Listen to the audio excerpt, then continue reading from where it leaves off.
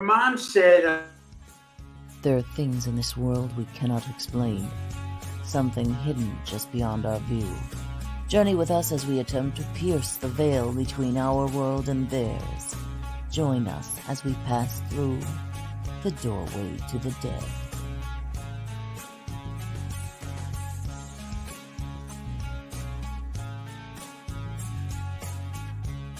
Join us at WLFE-DB.com for upcoming shows and so much more.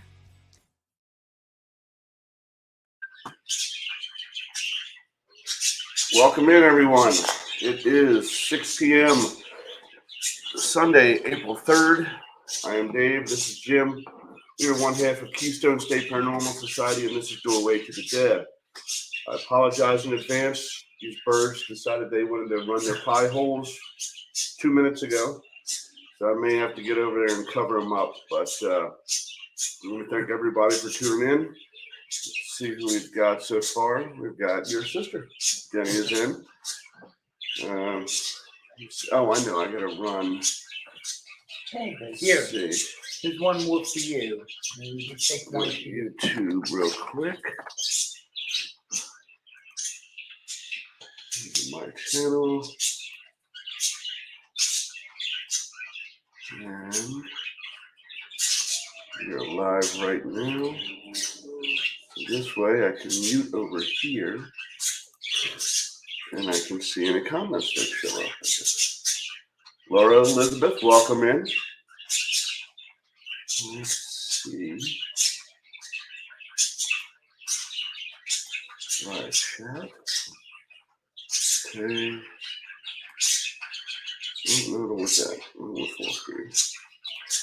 Full screen, I can't see the comments. So you can do this? No.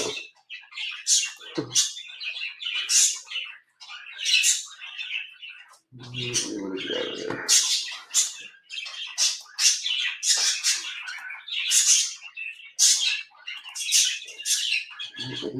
Full screen.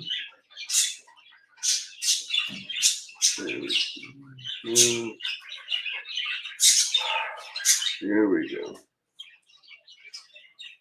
But again, oh, you're wearing a bow tie. Let's see, I apologize, everybody. I'm trying to see how I can get out of this. There we go.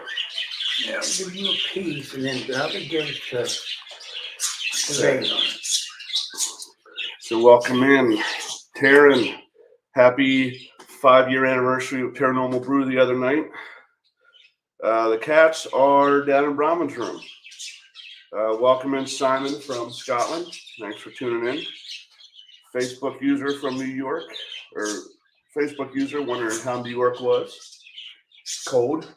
Yeah, it's cold. We had lake effect snows, so there's no real accumulation. Nice bunch of vendors and individuals in the paranormal community, but the attendance was rather poor.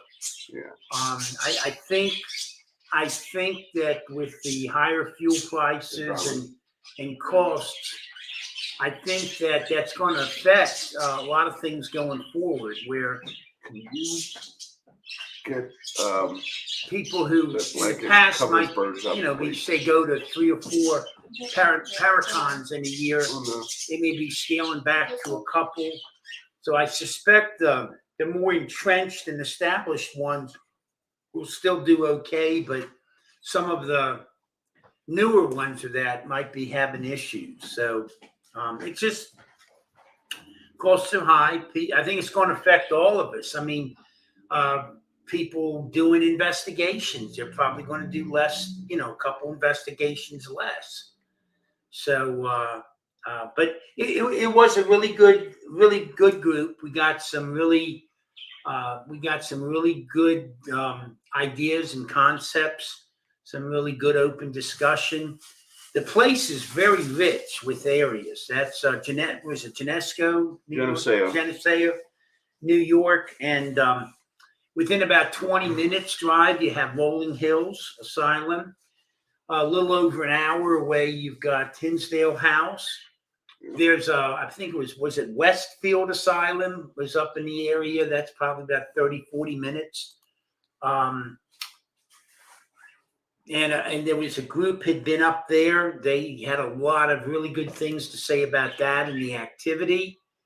The author Richard Estep was there. He's in the process of writing a book on the Hinsdale House, and with that, they had been there for a number of days, had a lot of activity. Our good friends Dave and Ernie, they had spent just an hour or so there, a couple hours. Yeah. And he's got a lot.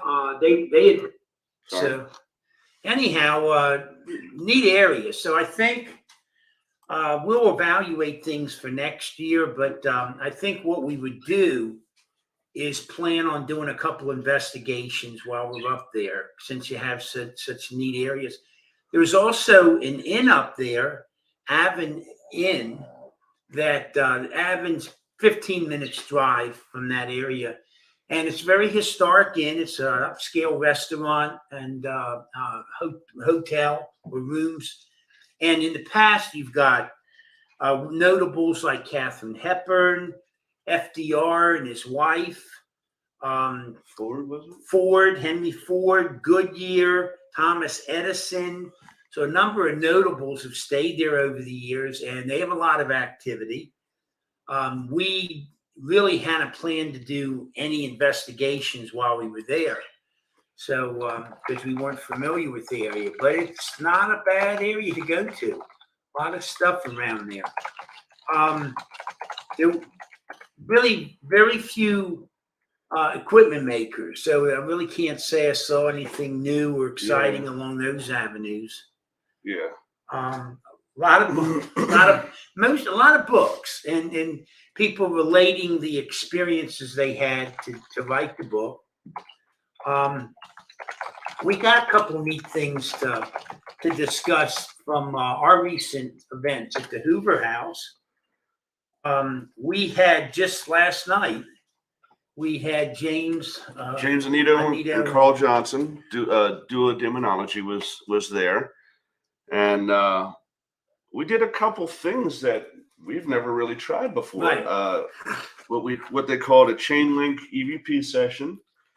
And then explain to them what that was. So everybody, well, not everybody, but the goal was to have everybody have a recorder.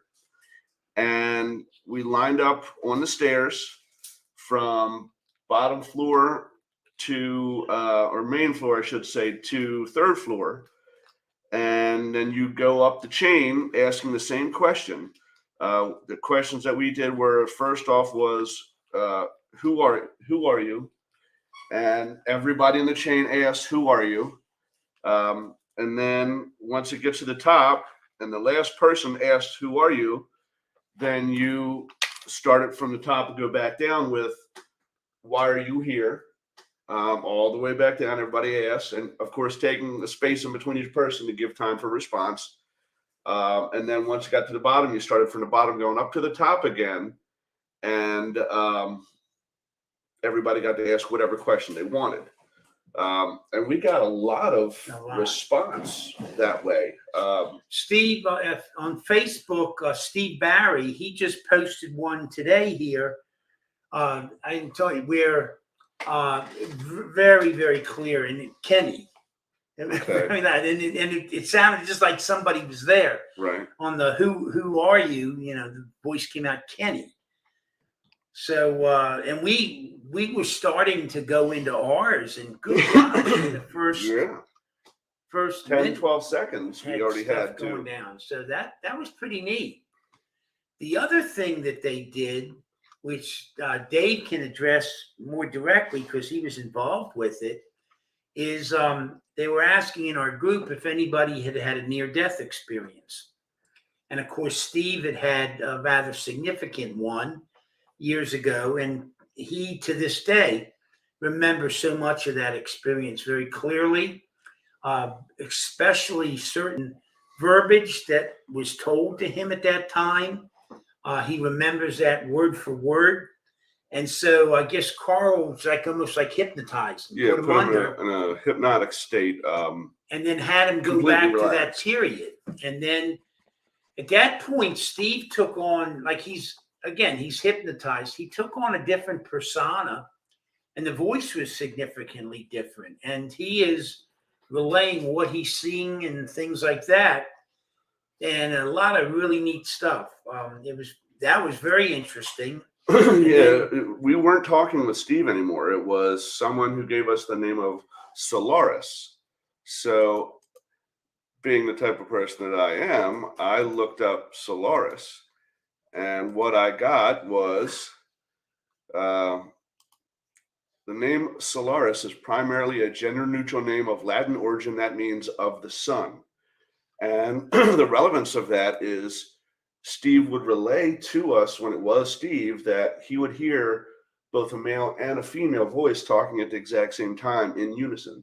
So that's where the gender neutral aspect of it came in. So, you know, and you could tell that that wasn't Steve talking. Let me see if I can pull up that. Yeah, you could tell it wasn't his voice. And then I decided I would give it a try, not so much because I wanted to remember my experience. I don't know that mine is technically a near-death experience, but as many of you know, during the service, I was in a really bad accident that had me in a coma for 3 weeks. But I wanted to see just if they could hypnotize me. I didn't think they could. Excuse me. What I can say is that I don't know what I did or said while I was in that relaxed state. And I don't know if I relayed any information that I didn't already remember. I may have. And I felt like I had only dozed off to sleep for a minute or two, but apparently I was in this completely relaxed state for at least 25, maybe 30 minutes. So obviously it worked. I couldn't relate to you what I did or said because I don't remember. But apparently I said a few significant things that made a lot of sense to not only the other people there, but especially Carl, who was conducting the experiment. So perhaps if some of the other people that were there last night were in, they could relate to you what I did or what I said or anything like that. But it was very cool. It wore me out. It was weird because all I did was sit there or lay there, I should say. But when I was done, I was done. I mean, I hung around for an hour or so, but Plus, you were saying really that leg didn't. that got injured in that event was hurting you. Yeah, a it lot started afterwards. after that. The leg that I injured, that they almost had to amputate, really started to bother me. And I don't know if that was, I don't want to say a side effect, but for lack of a better word, a side effect of this experiment or anything. But How's it today? really started perfectly fine. Yeah, it started cramping up on me pretty bad, almost to the point where I was going to ask Pam to do some Reiki on it. But as they continued their investigation, I just kind of sat around and then headed home after an hour or so. Then we had two different experiments with the table tipping. The first one of the gentlemen, first time I'd met him, very nice individual. He had a piece of equipment that was. That was Keith Bailey, yeah. Okay, yeah, Keith. And anyhow, this registers physical changes in the environment. It can even measure moisture content. There's a number of sensors, and if anything's altered, it starts putting out these bells and whistles. And anyhow, what the intent of it was we took Emma, who's regarded as our top drawer table, and basically the idea was if she could take her and direct her energies instead of moving the table or relaying information by movement of the table, if she could direct that energy directly to the device and trigger it. And it took a while, but I think some of that was just trying to get it through to Emma what we were asking her to do and things like that. But we were successful in that. We got, and a matter of fact, at the end, I think it's just almost like she got the hang of it, and so she was able to trigger a response several times on that. We got, and the other thing that was really neat, at the end of the night, is we went on 3 different levels of the house. I went up on the 3rd floor in one of the bedrooms with our table there, and had Jim Houston and Wes, another individual, with me. Steve went on the 2nd floor with our table Florence, and he had Carly and was it Sharon, the lady with Jim? I think it's Sharon. Loki. Not Loki, the one who had the dark glasses. Sarah Lee. Sarah Lee. He had Sarah Lee and also James, Anita. And so they were on the 2nd floor. And then on the 1st floor parlor was my sister, her husband, and our friend Jerry. Jerry and his son were there on the 1st. And simultaneously, we all initiated sessions with the tables.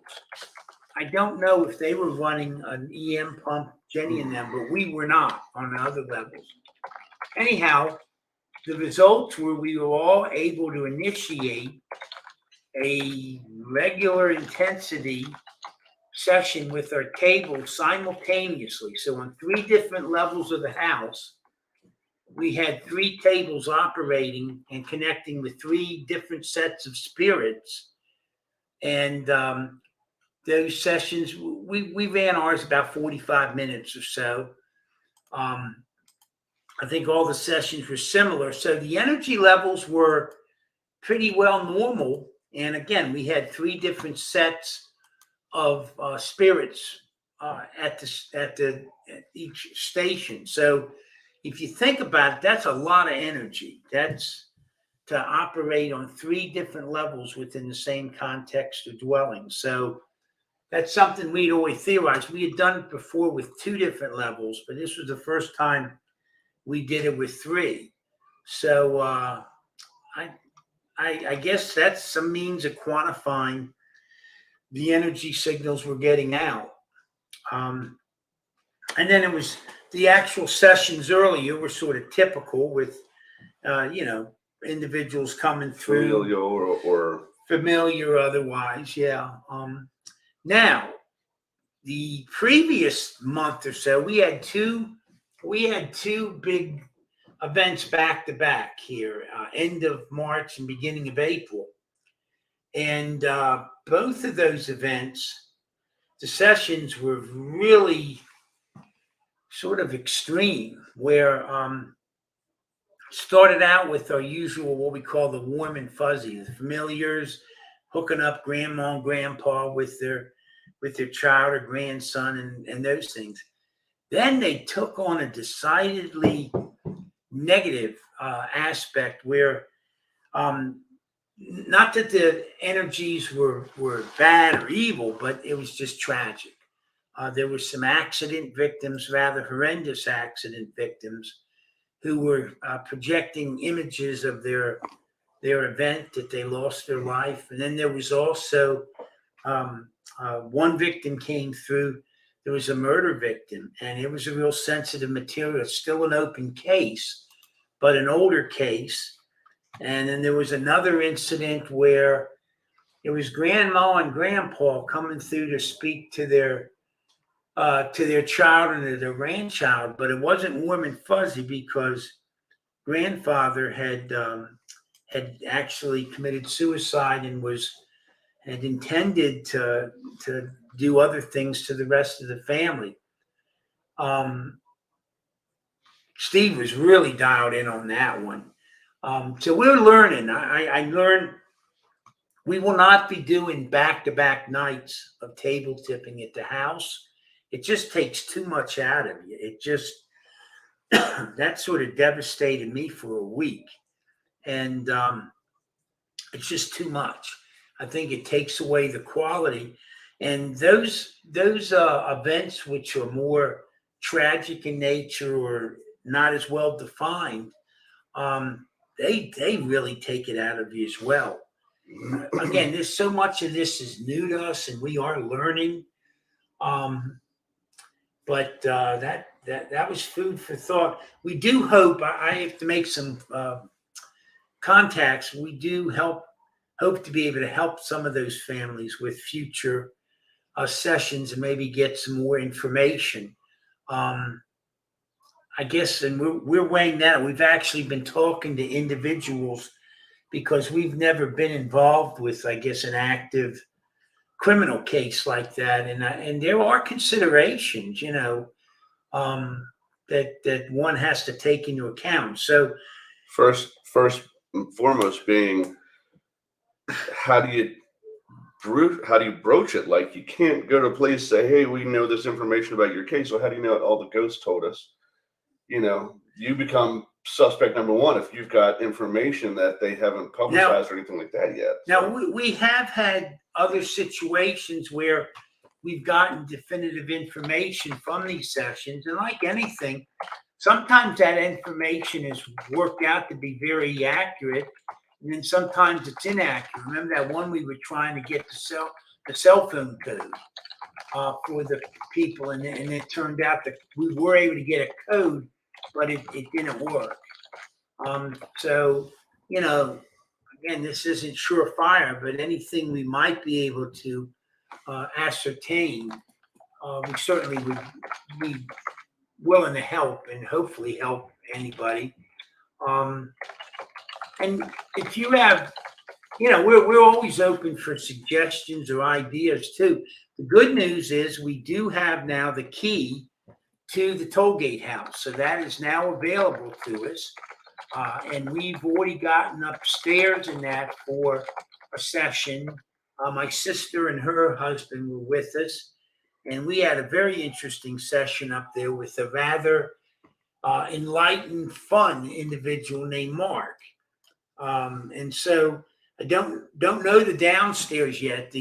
We asked the spirits if there was activity or spirits in the lower level, and they said, of course. And then they started banging stuff downstairs. We were here, so we'll find that out. And we are still awaiting to get the key to the log cabin. Hopefully, that'll be coming along soon.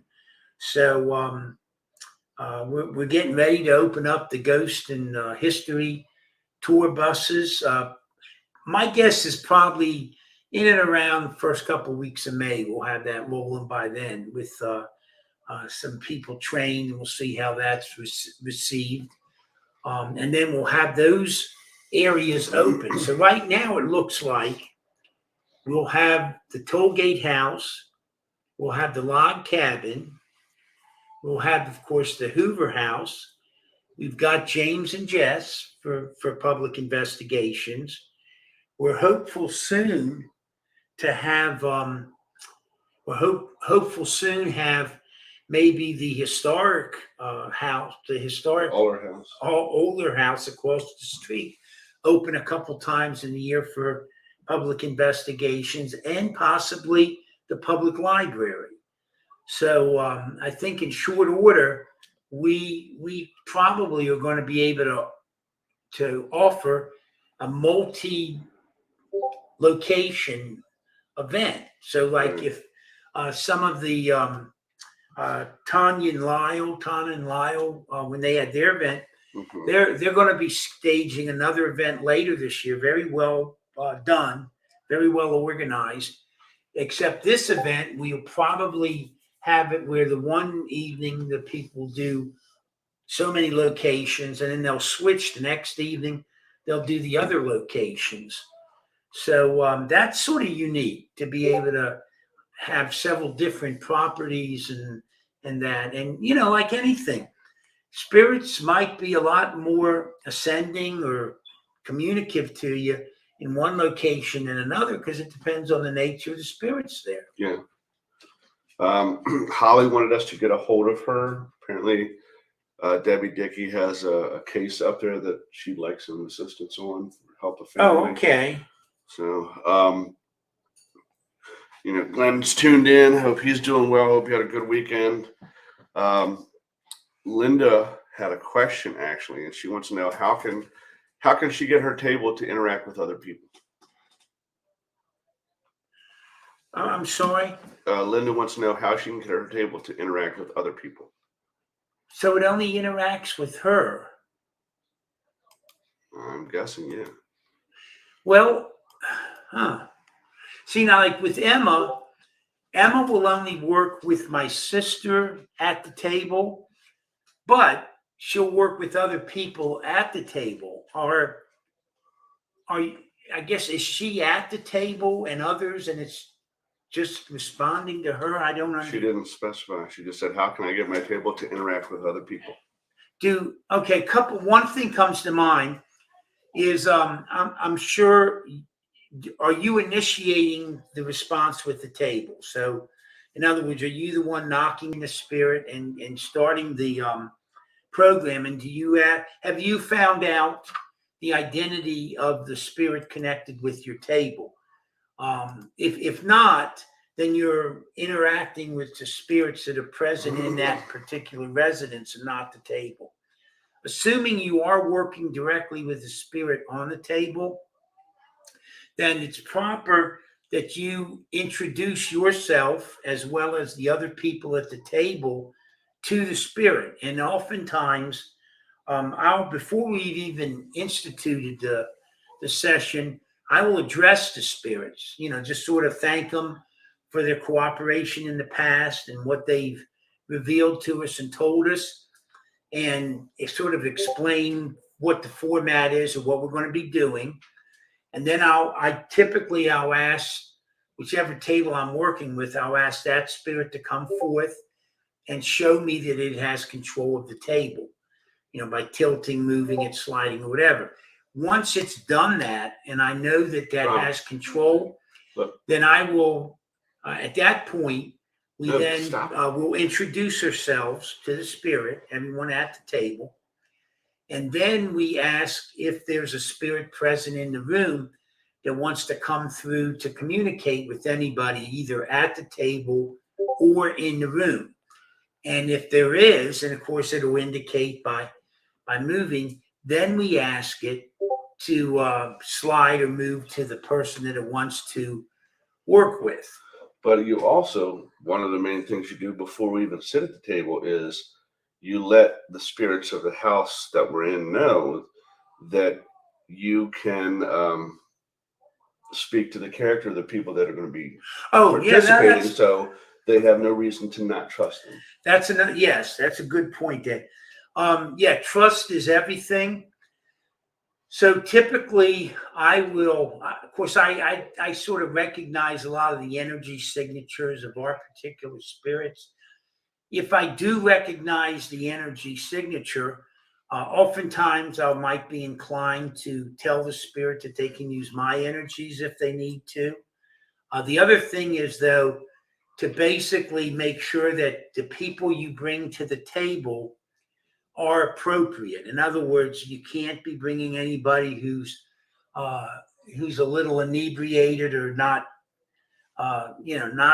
totally together there. If someone's like hyper emotional or things like that. And then finally, you skeptics are fine. It's nothing wrong with bringing a skeptic to the table, but you have to have a skeptic that at least has an open mind. If you have someone at the table who is so set that this is all hokum and there's nothing to it, and they're really not willing to open their mind to the possibility, you're probably going to have some problems, because quite honestly, the amount of energy it takes for the spirits to do what they do on the table, they're not going to waste it on somebody who's not going to appreciate anything. Yeah, and you can actually pick up on a real reluctance. We have, maybe once in the past, we coaxed one of our tables that did not want to get engaged with this person because of their Skepticism. skepticism to do it, and it really wasn't good. We had to sort of cut it short. It did operate, but I mean, it's got a little out of control, and I thought we were not upholding our end of the bargain in terms of honoring and treating the spirits with the respect that they should have. So a lot is that chemistry. To try altering the chemistry. If you have, sometimes they seem to prefer like a all-female group, or try altering the configuration at the table. Sometimes we've moved it to like a boy-girl situation, and sometimes that's helped spark activity. I don't know why that does, but that has helped sometimes in the past. As you can sort of guess, a lot of this is trial and error. Linda said, I just have Brandy or Carl. She answers questions for Jerry, but his table and mine were a couple, and she visits him. Okay. We have also done table communication through the phone, where we've had someone in a whole nother town, miles away, on the phone and asking questions. And especially with Emma, we've had communication through that. We tried last night with some experimentation, where I was on the phone to Steve and trying to elicit a response with Florence, because Florence generally responds real well with me. And I don't know if that was successful or not. Steve now, the table I was working with was Helen, and that responds to Steve and I both real well. And it did respond to Steve's voice. Helen did. I don't know. Now, is she the only one at the table when she's doing this? No, Brandy and Carl. Oh, there are two other people. Oh, okay. I would make sure that you introduce them. If you know these two other individuals very well and you can vouch for their, I often address the tables and spirits.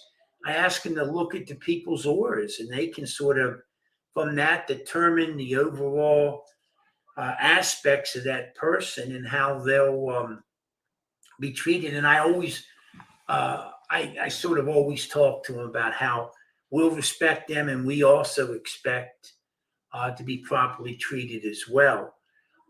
We don't want our tables coming through with a lot of colorful language and things like that, and we really don't get that. So there's some things you might try. You might also ask the table and the spirit of the table if there is an issue or something, if they could enlighten you. If you might have a thought about what the issue is, they might make you very aware of it. I oftentimes have the spirits will place ideas or concepts in my mind. Oftentimes when you're trying to decipher a name of the spirit, you'll hear the name.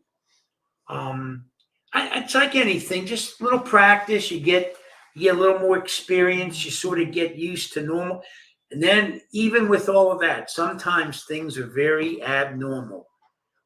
The other week when we were doing a session, the table on its own went up in about a 45-degree angle. Nobody even on it, and it was just locked there.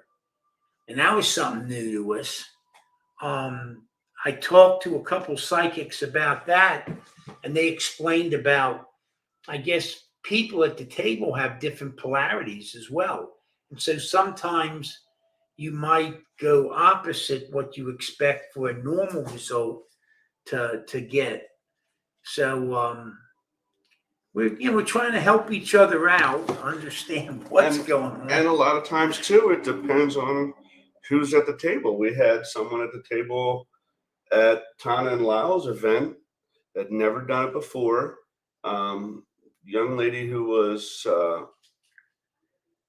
I guess she was mentally challenged. Yeah, yeah. And whatever this spirit was, it wanted her, and it wanted her to know it wanted her. And it came and tipped to her and wouldn't, everyone else took their hands off the table and it wouldn't go down. So we had to change up our style, and instead of asking it to tip for yes and leave it down for no, we had to get it to put it down for yes and leave it tipped up for no, which was something we'd never encountered before. So, whatever this spirit was and whatever message it had for this young woman, it was very adamant that we knew I'm here for her and nobody else. And another thing, one of our guests asked a really good question. She pretty well versed in the field, a lot of experience, and she was asking. She had a little reservation. She certainly didn't want to open herself up to something negative or an attachment, and so basically, I told her, which is pretty sound advice, is that normally, if you have a spirit coming through for an individual, that individual will be very receptive to that spirit. Like if it's supposed to be a familiar, you'll sort of know it. You get a nice feeling. You sort of, call it intuition or instinct, but you'll sort of know it's warm. You shouldn't feel any kind of trepidation or anxiety or things like that. It might be a little emotional. I'm not talking about the tears aspect, but if you're connecting and something coming through is making you very fearful or apprehensive, that's not right. And then I would suggest at that point, just break off the table. I wouldn't even allow the spirit to present or identify itself. But you also need to make sure before you do that, because sometimes, it could be that not that this is a negative spirit, but just that the message that it has to give to you is something that mentally or emotionally may be too hard for you to handle. Now, with us, or I should say with Jim, he's the one that does it. Our tables, they won't allow a spirit to come and give any message that you're not ready for. So if the spirits that are attached to our tables have looked into you and checked out your aura and your character, and they know the message that the spirit that's waiting to contact you has got, if they don't think you're ready to handle that message, whether it be too painful, too emotional, or anything, they won't let them in. And it's not that spirit is bad or negative. It's just that emotionally you're not ready to handle the news that this spirit is trying to give to you. And so they're sparing you of that. Yeah, the event is really designed, and the other side to be uplifting or enlightening. It's not supposed to put more stress and emotion and all that on you. And most of the people, when they finish connecting with a loved one or something, an old friend, there is a release. They generally feel somewhat uplifted by it or feel better in the long run. So it generally is a positive experience. Even the few that we've had where there was a negative dark energy that tried to get in turned out to be a positive experience. We've told this story before. We had a gentleman who had done a lot of work up at the Conjuring House and had an attachment, a very negative, very powerful attachment. So much so that he had gotten out of the field. He didn't know if he wanted to continue. He was having thoughts of harming himself and his family. And when he was invited to the Hoover House by the group that had booked it for the night, he wasn't sure even if he wanted to do that. But he said something just told him he needed to go, so we did. And we got him on the table, and immediately this attachment, this dark negative thing, tried to make itself available. And Jim and everybody broke from the table immediately. took a little break, and then when they got back on, the tone had completely changed, and that negative energy was no longer there. And the spirit that did come through to contact this specific gentleman gave us its name and said, what did he say his name was? Invictus. Invictus, which is an ancient name, and it is his protector. And it basically, Invictus was so powerful that even as strong as this negative energy was from the Conjuring House, Invictus basically came through and said, I got rid of it. You don't have to worry anymore. I took care of it. And that's a testament to how powerful Invictus was, that basically he stepped in on this gentleman's behalf and told this negative energy to beat it. And he was powerful that this thing just was gone. And you could tell in his demeanor and his way he was carrying himself the rest of the night, and that he was just so relieved from this. And he had actually made comment and said, I can't believe something like this has happened, and how easy that was, and how much better I feel right now. So, and since then, things have really went well for this gentleman. He's had a new business venture that's taken off and is doing very well. So it really was a cathartic, positive experience for him, even though it started off very negative. Yeah, we're learning. We're learning to sort of adapt our table sessions in with a normal investigation, so it's not everything. It's just a segment of it. And then, of course, one of the things we won't do, we have taken specific tables to other sites sometimes to help. We've done that at the Gettysburg Orphanage and the Jenny Wade House. But there's locations, because of the activity there, that we're rather hesitant. Meant to tell you, did they tell you about Moundsville Prison? Yes, Laurie and Yeah. Steph got it, Yeah. and we were invited. So I think yeah. Jenny and Bob are wanting to do that. So, Okay. but see, like, for instance, I would not take a table to Moundsville Prison. No way, shape, or form. Yeah. Nah. And when is that? Do we know? I don't. I think it's sometime this summer. I think maybe June, sometime in Okay. June. Hopefully the internet availability there is a little better. We can go live while we're there. It's been quite some time since we've done investigation and been live, Yeah. other than the Hoover House. So I'm just wondering if, I don't know, if we could try doing for a show, if you would want to maybe go up to the Tollgate House. The Wi-Fi's in up there. yeah, So we could just go upstairs and basically do like a broadcast and live thing while we're running. We could take a table up there with us, and also run the Phasma box and stuff to do a show, if that might be of interest. yeah, we can do that. We can do that.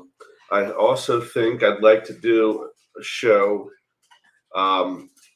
once the summer hits, that I'll use my phone instead of the desktop, and we'll stream one of the tours, so people can get an idea of what they're, what they'd be in for, and hopefully that would bring some more interest to it and bring some people into town that were interested in doing that. We know that there are tunnels that run all underneath the Waynesboro, and we are actively working to get access to those tunnels. I've made a contact with someone who, what are you doing, you idiot? Come here, get up here, stay out of trouble. Come on, thank you. That's trying to get us access to those tunnels. Come here, Radar. Come on. Come here, Radar. Come here. Come here. No. Look, if you're going to be up here, How's you got to he doing with his injury? It's Here. healing up well, but Come here, buddy. we have to keep putting that on there because this one won't leave it alone. He keeps trying to lick on it. Yeah. So,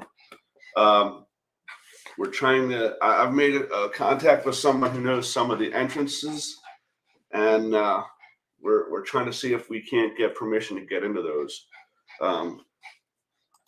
Yeah. Obviously, not knowing anything about it, we've been told that they're much akin to the catacombs under Paris. Not so much the Shanghai tunnels out in Without all the skeletal remains. well, yeah, not so much the Shanghai tunnels because I don't think they were big enough where people were building shanties and living in them and stuff. But yeah, then we're trying to get access to that too. I think that might be cool, just to see if there is some kind of energies or spirits down there. Maybe that's how they're kind of moving about town without being seen or photographed or captured in any way. So certainly with all the karst formation and the water, we've got a subterranean lake underneath this town. a lot of And all limestone. there's a lot of energy produces for the spirits. So Waynesboro is very intriguing. It's a place with a very interesting history. It dates back into the 1760s with a number of events concerning Indians and some mini massacres, both where the white men did atrocities to the Indians, and the Indians, committed some atrocities to the settlers as well. So we have that going on. We did not have a Civil War battle here, but the Southern troops under General Early came in about 2 weeks before Gettysburg and took control of the town for a period over a week.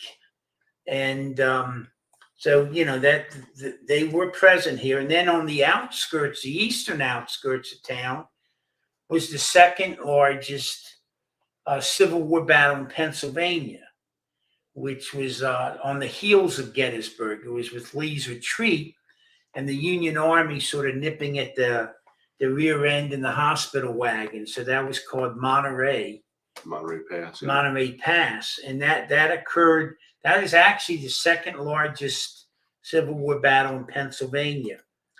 And then we have an industrial history of things that occurred here. It was active in the Underground Railroad. And just a lot of really nice places that have been maintained from the 1800s. Dave's house, the house we're in right now, this was built in the 1890s, and Dave's already picked up on voices and a few other things around here. Caitlin said we have a mirror that's leaning up against the wall by the back door. She just hasn't decided where she wants to hang it yet. And Caitlin said the other day she was in the kitchen and it just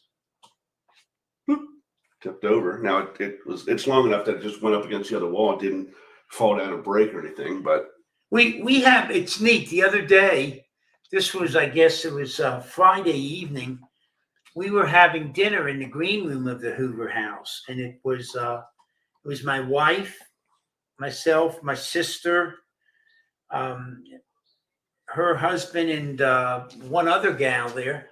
And anyhow, I'll put you down here, buddy. There you go. And anyhow, my wife had picked up the dishes. She'd gone into the kitchen area, and there's this little cutaway on the back of the room that goes into the kitchen. And anyhow, she had the dishes and was heading that way. And she was only in there like, 30 seconds when we heard her scream. And we thought she had possibly, maybe it was a mouse or something like that. It surprised her in the kitchen. And so we're hollering out, "Are you okay?" And here, when she came out, she said, "What do you mean, am I okay?" I said, "Well, we heard you scream." She didn't scream. She didn't hear anything. And we're just feet away. We all of us in that room heard a scream very clearly. So you always get stuff like that on a quickie. There was one of our visitors has developed some new technology they're working on, And anyhow, with that, they get some pretty remarkable images of spirit.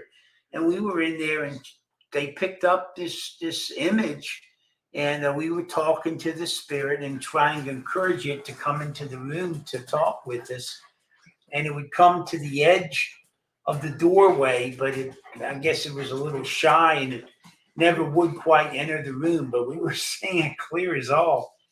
And they come out of nowhere. So this, I so far, luckily, we haven't hit anything which really would have me of any concern or put anything at risk for our guests, but certainly brings up some very active. Tell them about the screen, the help me, and then the baby crying on the speaker. You guys hear about that? No. I'll tell them. Okay, Dave's got a story. I even heard about this. When we had the event with Lyle and Tana, they had a whiteboard up in the area in between the two parlors, and they had it where people could write their experience if they'd seen or heard something distinct. And it was interesting after the second night to see all the comments up there. And evidently during that couple days, there were like 4 or 5 different sightings of shadow people. Oh, I know what we've had recently too. Both of the last events, and it happened again this weekend. Elizabeth, who is Elizabeth is one of the maids and stuff for the house, and we have some pictures of her. She's been seen now for the last 3 or 4 events up on the 3rd floor, and we've had people come down and ask us if they could see some of the historical photographs. And when they looked at them, they said, that's the image they saw. That's who they saw. So she's been coming out pretty common up there.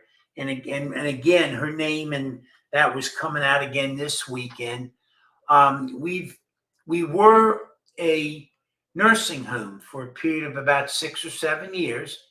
We know of at least like 8 or 9 deaths of individuals who were living at the nursing home, and their names and that. We don't know where exactly in the house they died or the circumstance. But anyhow, we've been picking up a lot of the nursing home residents again lately. And particularly on the 3rd floor, a lot of the women shared the various bedrooms. And so they've come through and greeted us and been demonstrating their neat powers. There's a guy named Paul up there who's old and grumpy. He's harmless, but he likes to drop F-bombs, and his language is quite colorful. The spirits of the former resident ladies, they put up with him. They say he's harmless and stuff, but they basically ascertained that his language can be somewhat colorful. So it's a nice eclectic mix we have. And then the basement is normally our rogue elements. You never know what you're going to get down there. So very excited to expand the horizons and sort of see what spirit will reveal to us. And we let them know when we have guests coming in, we have an event coming forward. We give them an open invite to coming forth and communicating, talking with us, allowing themselves to be shown. And we thank them for their cooperation in the past and their willingness to let themselves be known to our guests. So I just wonder though, with so many people coming in now on a regular basis, just wondering if they're going to get tired of it. I don't know. I don't know. We'll have to take a month where we don't plan anything. You know what I mean? Yeah, might have to. If anybody has any firsthand experience with that, I'm certainly open for any kind of it's not like you're being called on every day or every night, and but nevertheless, it is a lot of people coming through in a month. Yeah. I mean, March was a very busy month. 3 out of the 4 weekends we had events. We've had 2 of the last 3 now. This weekend we're off, so Yeah. and I think we were having Lloyd Johnson, but that was Easter weekend, so we're going to reschedule that. So Yeah. they'll get a couple weeks break here. They'll get a little bit of a respite, Yeah. They which probably will I'm be sure they could anxious to- use on that weekend. Yeah, I think we have something coming up end of April, so they should be in rare shape for that. And then we've got the pet psychic coming in early May, Bob. Yeah, I'm looking forward to that actually. We're gonna meet this week and start planning all the events around that. So the house is full already. We've got all the rooms rented out. Now, remind me if you can remember, I'm hoping I will. The one question I wanted to ask Rob Dutcher, the pet psychic. And I thought of this when we had him on the show, and for some reason it slipped my mind. I didn't get a chance to answer, and we ran out of time. When I was a kid, we had 2 purebred German Shepherds. One of them passed away in our ownership. The other one, who we got second and looked to the female that had passed away as like a mother figure, started to waste away. He wouldn't eat, he wouldn't play, wouldn't do anything. And, he was basically had a broken heart. So we went to have him put down because we didn't know what else to do. And just as we pulled into the vet, the kennel, I should say, have him put down, another family pulled up looking for a dog. And they had a big old property on the Eastern Shore, right on the water, all this room for him to run and play. And he jumped out and ran towards their little girl, who was a few years younger than me. And I immediately thought, oh, he's going to maul this poor little girl, And he went up to her as if she had been his owner for decades and just licking and hugging and kissing, playing all over. So we gave him to them. And we visited him once over there, and he still remembered us. But he had settled nicely. He had started gaining his weight back. He was running and playing. He was happy again. What I wanted to ask him was, when that dog eventually passed, would he still remember me? Since he wasn't our ownership when he passed away, he was their dog at that point. Would he still remember me, and would he still come and visit me? You know what I mean? I want to make sure I ask him that. Sure. Jenny says, I think as long as the guests honor and respect the spirits, they're good with the visitors. Plus, the gatekeepers are always in charge. This is true. And Jenny, I want to thank you and Bob for all your help this weekend with the bunch. I thought it was really, really a nice weekend, nice bunch of people. Mm-hmm. And I think, again, the spirits were so amenable that James and Carl got a lot of good evidence. Yeah, a lot of good personal experiences, and I think that they're very excited to come back just based off of what they've seen so far. I'm really interested to delve into all that, the EVPs, get through that and see what all we got. Right.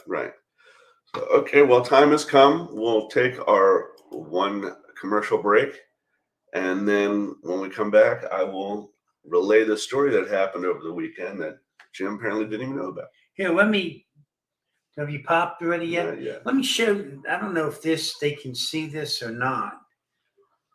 Yeah, I don't know. see. See if that is the toll gate house. So it's 2 stories. It was built in 1850. Plus it's got an attic. The attic's got air conditioning in it. So you can get about 2 or 3 people up there to do maybe EVP sessions. But basically we've got 2 levels, and that's going to be available for investigations as of like now. Yeah. So that's the toll gate house, and when you've heard us talk about it.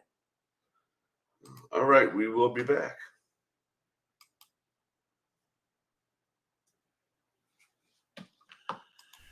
WLFE Digital Network is now on digital television. If you're into ghosts, Bigfoot, UFOs, and the creepy, then WLFE has a TV channel for you, Paranormal View. Watch all of your favorite WLFE video talk shows on one channel. Shows like Paratalk Radio, Step Into the Paranormal, Skeptical Help Bar, The Creepy Parlor, and more. Looking for something else? Do you support the LGBTQ plus community? WLFE has brought all of their LGBTQ shows like Inside the Drag Closet, Everything Yet Nothing, Across the Pond, and Rainbow Soul all into one place. A new TV channel called LGBTQ Friends. The third channel is Variety Unlimited.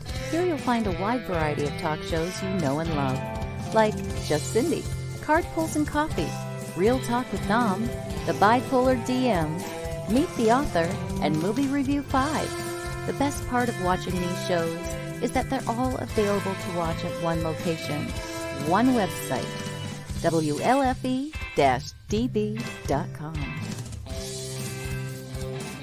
You are listening to WLFE-DBradio.com, where our shows are your shows. Listen to the WLFE-DB podcast, available on Spreaker, Spotify, and iHeartRadio. Check out shows like Paratalk Radio, Inside the Drag Closet, and Step Into the Paranormal. Now, on to your favorite podcast app. This is Dominic Santasero with Real Talk with Dom. You are listening to WLFE-DBradio.com, where our shows are your shows. Hey guys and dolls, this is Casey DeVille, the better half of DeVille Inc., Baltimore, Maryland. If you're ever in Baltimore, stop in and see me and Tony. Invisible Bree, 5920 Eastern Avenue, Baltimore, Maryland, 21224. Give us a call if you're in the area, 410-400-9641, or look us up on the web at DeVilleInc.com. DeVille Inc., where we specialize in you.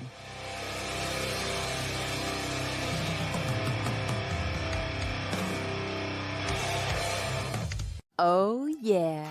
Life just got sweeter now that WLFE-DB has merchandise. Show your support by purchasing your t-shirts for WLFE, Paratalk Radio, Inside the Drag Closet, and more. But it doesn't stop there. T-shirts, coffee mugs, tanks, buttons, cloth bags, and more. Go to WLFE-DB.com. On the top bar, click on the merchandise tab and bam, there you go. You got merch. Support the shows. WLFE-DB.com. You're listening to WLFE DB Radio. Now, back to our program.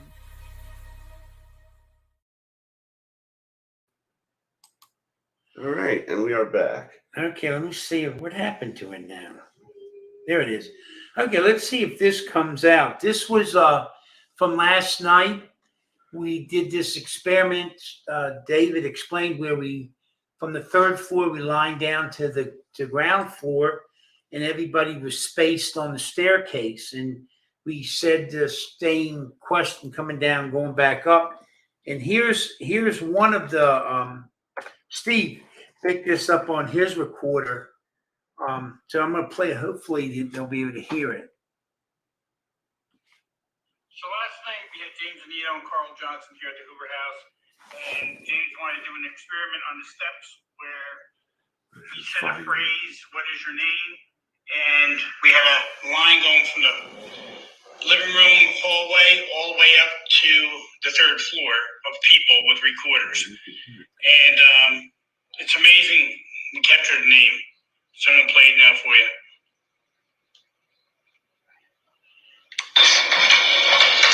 What is your name?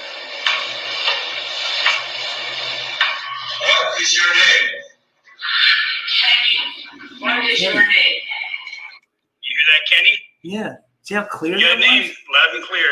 And it's a female, too. Pretty amazing. I have to do this experiment one more time when we have a lot of people here. I think I was going to play it one more time. Yeah, I'll play one more in case anybody couldn't hear it.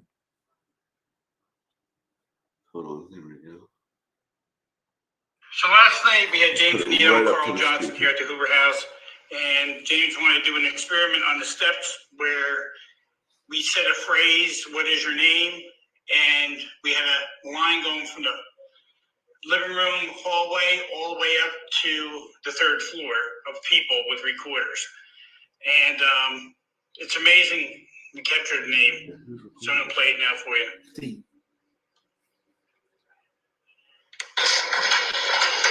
What is your name? What is your name? Kenny. What is your name? You hear that, Kenny? So we got a name, loud and clear.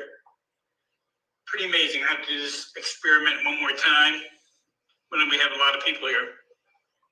Yeah, that was loud and clear. That's Class A all the way. Yeah. Um, And then we also got a Tanya, didn't we? The one we were listening to, was it a Tanya? Tina. We Yeah. also picked up a Tina. Yeah, so she said, "I'm Tina," or yeah, and we also got another one that we think was Oh, I'll shoot you. yeah, it was. We think that Jerry's son, Jim Houston, was asking his question, and he kind of stammered and started through it, and I think Jerry's son inadvertently had giggled at something, and maybe the spirit thought he was being disrespectful to Jim and said, "Knock it off, or I'll shoot you," or something like that. Yeah. I mean, it's pretty clear. We'll have that for next time. I'll punch the. Now the story I had to tell happened yesterday before, about, let's say, a couple hours before you got there. It happened about 10 minutes before I got there. You had James Anito, you had Keith Bailey, you had Jim Houston, and someone else. I don't remember who else was there. It was one other person. They were sitting around the bar, and out of nowhere, through the speaker that's mounted above the doorway coming into the bar, they hear a woman say, "Please help me," and then they heard a baby crying loud and clear. And their first reaction was, "Steve is in the house. He's goofing with us," because that speaker connects to the sound system that plays the satellite radio, and it's piped all through the house. So they assumed Steve was in the house somewhere and was playing something over, maybe like a recorder, through it. But number one, that's not possible. It links directly to the satellite radio. It doesn't have a microphone on it for you to play anything into. And so they called Pam and asked her where Steve was, and she said, "He's right here next to me." They were both at the store in Gettysburg. But they both heard it, and they went looking up and down the house to see who was in the house, and nobody else was there. So they heard a woman say, "Please help me," and then what sounded like a baby crying. I want to know, was that Mary asking for help out in the alleyway when she was getting strangled to death by her gentleman? And was that baby Astrid crying? Yeah. So it's very strange, and yet it makes total sense at the same time. Some of the things you don't traditionally see as trigger objects that we use, that for the environment they're in, the place they're in, make perfect sense. Down in the basement, it used to be a speakeasy. If you take shots of liquor down there, they don't like the clear stuff. They like the dark stuff, like whiskey and rum and things like that. You will get activity ramped up by doing that. And when I went down there, when Tana and Lyle had their event with Haunted Nights, and Mike and Chris from Wraith Chasers were down there, and I told them about Silas, who was our resident spirit down there, who was pretty much an every nighter patron of the speakeasy, loved him to death, but pretty much he was a drunk. The minute I told them his name and they started saying, "Silas, are you here?" REM pods and K2s on different sides of the room were both popping.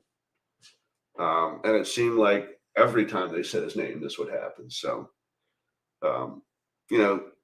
we don't drink during investigations, but apparently Silas does. So he likes when you take him some whiskey. Yeah. So it just it fits for the environment, but it's just so atypical of something we would normally do. We've had a couple nice productions of evidence when we've had a shot glass with a little whiskey for a target. Yeah, down there.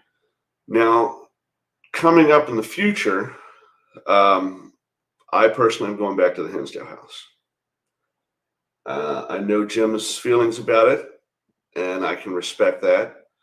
But me personally, I have to go back. There's something that's telling me I have to go back and fully investigate that place. And one of the good things that came out of one of the many good things that came out of Rochester, the Parafest up there with Ted, was that both Dave and Ernie from Paranormal Inc. want to go back because, like I said, they only were over there an hour or two. They've never done a full investigation over there. So we're going to set up something where the three of us go. And Richard Estep also made it very, very clear if we go back there, to him and Sam Baltrusis both said, let them know they would very much like to be part of it. So hopefully sometime this summer, you're going to get a live feed from the Hinsdale House with myself, Paranormal Inc., Sam Baltrusis, and Richard Estep. That would be awesome. Richard and his people were there for, what did they say, 4 days? 4 days. 4 days leading up to the Parafest. And they said they got an abundance of activity. Sam was only there for the one night. He met him up there, I think it was Thursday night, Friday night. And he was up at the offering tree in the woods and said he saw something that he cannot explain. And the closest thing he can think of to describe what he saw was a Wendigo, which, if anybody knows anything about cryptids, is a creature of Native American origin, which absolutely makes sense for the history of that land. So, and he said it scared the bejesus out of him, which, you know, if I saw Wendigo, I'd probably be a little frightened myself. So I can completely understand that. Where is it, Jim, that you'd like to get to this summer, assuming times and dates allow? The way everything's packing in, probably got one investigation in me, and other than if we're able to get to Moundsville, but I'd like to go to just any place I haven't been before, just somewhere new. Old South Pittsburgh.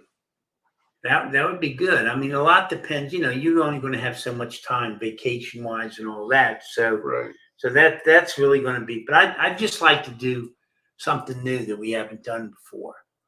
Oh, by the way, I think Janet's going to come in May. She's really, you know, she's concerned about Haley. She's got that ticket, so I think she's going to come here in May. And if she does, then I thought maybe we'll try to schedule something up so the four of us, you know, can get out again. It's been so damn long. It really has. I mean, it might be just as well doing something here together, but on the other hand, if we can get into something we haven't done before, that might really be neat. It would be really amazing if the time she decides to come in coincides with Moundsville. Yeah, I'll find out. I'm not really sure when that. Jenny and Bob would know that. If they may not know now that I think of it, but well, I'm sure Pam knows. Yeah. My buddy Mike, who took all those fantastic pictures of the Hoover House for us that we actually used for the banner. He says he's back east next week. He's been up in Alaska. I think they were taking care of some relatives. He said he's happy to assist. He can manage photos and live cams for us anytime, anywhere. Oh, that's great. Which is fantastic. That would be great. We're hoping to get, well, we know Mike Simpson's actively Yes. working to get back here. Mike, yeah, I for, talked to Mike. He definitely wants to come in for Lori's event. for Lori's event and also for Rob's, because Cisco's planning on coming in. Right. And he wants to be, meet up with Cisco. So, and he's still the possibility of him coming into Waynesboro and living and good. stuff for good. And certainly, I would love it, because I would love to have him sort of be the host for our in-house investigations. You know how we sometimes schedule Yeah. like a public investigation in-house. I'd love it for Mike to take and run with that, Yeah. So, We also have Lola Carter's coming in middle of April, middle of this month. So that's going to be good. She actually wants to talk to Jim and I about assisting her and Jason Meadows with some cases down in Texas, which would be fantastic. I'd love to get back there. And we're actually working on setting up a date to have them on the show, her and Jason Meadows. So we still have a free weekend on the books at the Bel Air House, which we just haven't had time to use. Maybe we can. Kristen had actually contacted Pam, was interested if we were perhaps interested in going up there and doing some table tipping. We said no. Given the Bel Air House and what's up there and that, I don't. I mean, I don't know. If they had a table or something like that. Well, I wouldn't use one of our tables, no, but I no. would do table tipping there. Yeah, just not with our tables. Not with any of ours. Right. And honestly, it would probably be better for us to do it just because we're way more trained on the techniques than to have some novice up there doing it and not knowing how to control it, not knowing how to close it, and opening something pretty bad. You know what might really be nice for that in May? I'll see what their schedule is in that. What's his name? Oh crap! I always forget his name. He used to date Carly. Jack Kenna. Jack Kenna told me a lot of really nice stuff about that Westfields Asylum. Okay. It's right up in that area. Okay. Let's have a look. See. So that's it's like 4 hours. It's not undoable, I don't know. Let's see, Westfield State Sanatorium. That's Massachusetts. Oh my gosh! You sure that's it? I don't know. That's maybe in Massachusetts. I thought it was in New York. Let's check this address and see what the travel time would be. No, that's too far. Massachusetts is a good 6-7 hours. I thought that was in New York.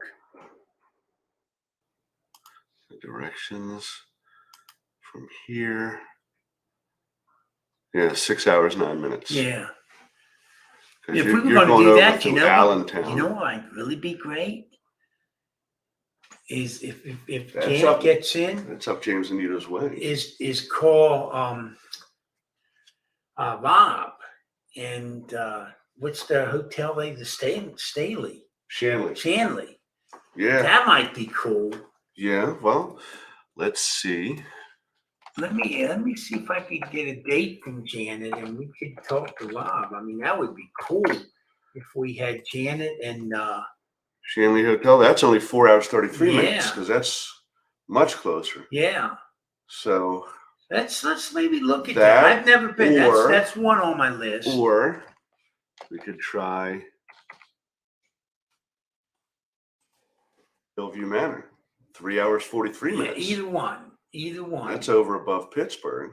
Now, who do we know who wants? We know somebody who's connected with the Hillview and Rob. Rob's with Yeah, that too. the Get Haunted Network. Yeah, Okay, well, one of those might be cool. We've never done either. true. That would be neat. That's definitely doable. Yeah, and we could bring Mike along to run the cameras and live feed. And That would be good. That way we can focus on the investigation. I don't have to stand behind the camera and my arm getting sore like this for. Yeah, let me. So we'll see if we can't set that up. That would be great. That would be.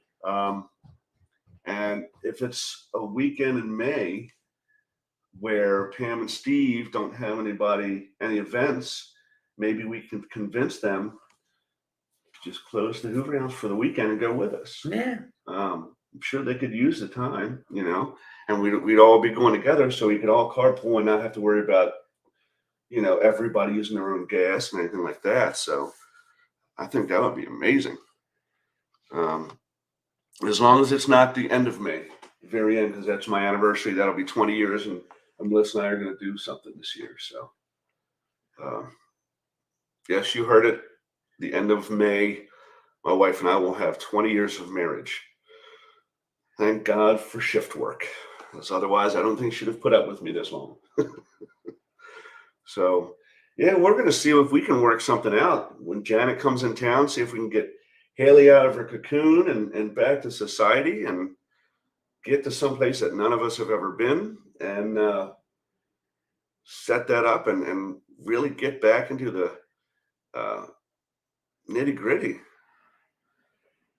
Have you ever thought about the Kano Hotel? It is in PA. It was I know investigated by ghost hunters. Yeah, Kano's pretty cool. I don't know where And that you get is. rooms right there. Yeah, See, I'm familiar with that.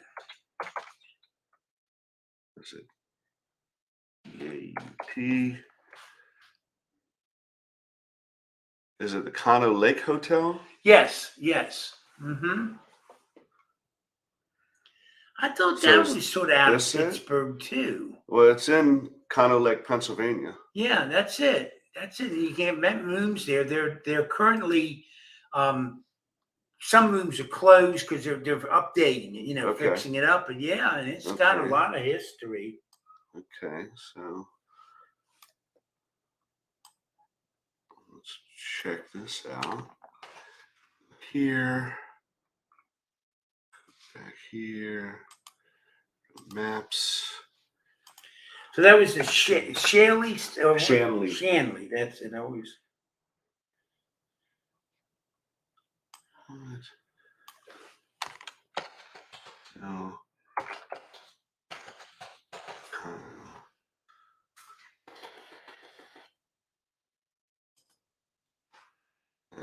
and what was the other? The Hillview Manor. Hillview Manor. And the Kano Lake Hotel is 4 hours, 22 minutes. It's up above. It's actually not far from Hillview Manor. So. What was the other? The CONNEAUGH? No, CONNEAUT. And the Hotel Kano and Hillview Manor are only an hour apart. Yeah, so that's Kano Lake, is it? Hotel? Yeah, Hotel Kano is Kano Lake, PA. So, wow, what an amazing weekend that would be. Hitting Hillview Manor on a Friday and Kano Lake on a Saturday. Yeah, Kano Lake is up there. Let's see, it's just above Jamestown. I'm not familiar with that area in any way, but yeah. I mean, that would be an amazing weekend, I think. That would be neat. And Debbie says the Kano Hotel is outside of Meadville, and it's about an hour from her. Where is Meadville? I don't see Meadville anywhere.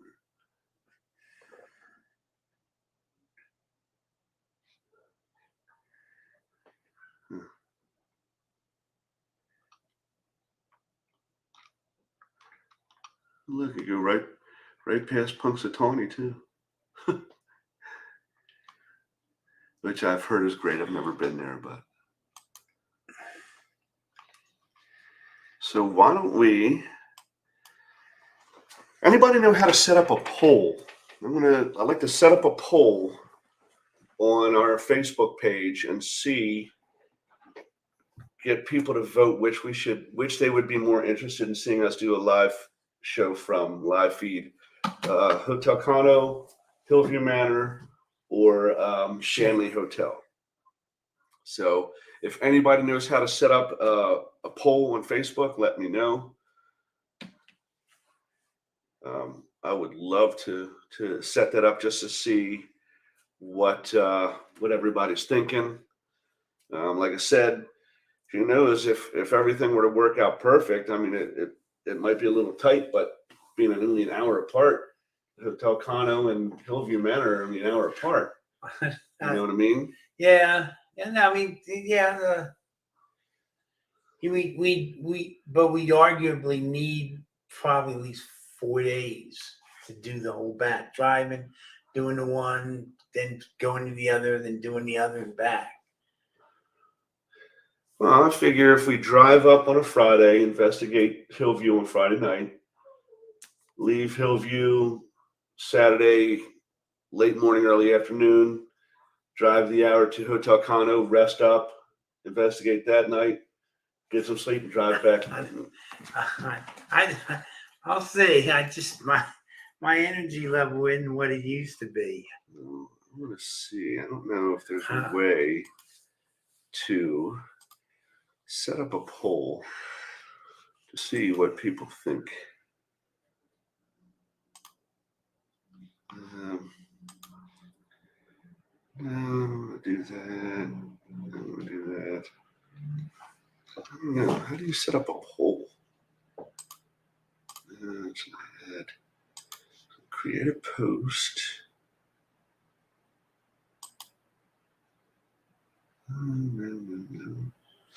No, none of that.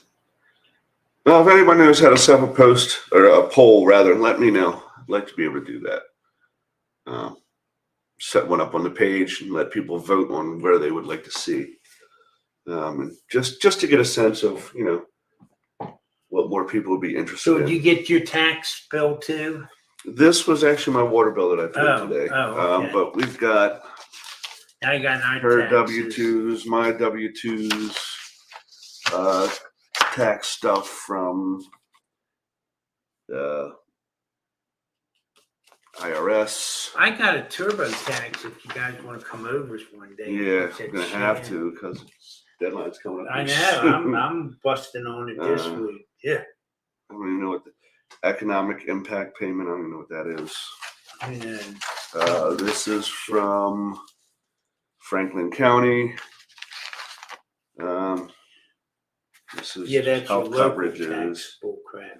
Yeah, so we'll have to get over there and take care of that. I've got a colonoscopy on the 22nd of April. So my last night on nights I've taken off so that I can, because I'm not going to work after spending all day doing that bowel prep. No, You you can forget that. So Debbie said, according to her, that Hotel Cano, there's a legend that it has a curse on the land. So Yeah, I've done readings on that before, and a lot of groups got some neat stuff there. And let me see, is it right over here? Yes, it is. I am going to give a shameless plug for a friend of ours whose name I've already mentioned, but he was at the Rochester Parafest with us, and I bought this book because it looked very interesting, and I am already 4 chapters in. It is fantastic. Nightmare of Villisca by Richard Estep.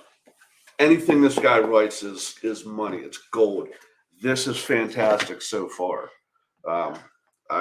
2 nights I got 4 chapters in, and I'm just getting to a point now where he's going to start talking about the investigation he did.